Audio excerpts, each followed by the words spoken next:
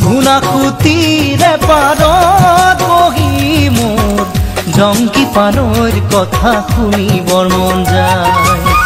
থাকিবানে সঁচাকৈ মোৰ কণে গৈ মই আহিমে বুলি তুমি বাটে চাই।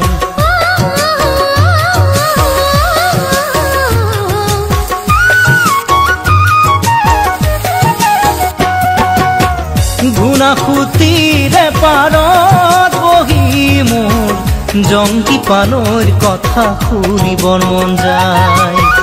থাকিবানে সঁচাকৈ মোৰ কণে গৈ মই আহিমে বুলি তুমি বাটে চাই।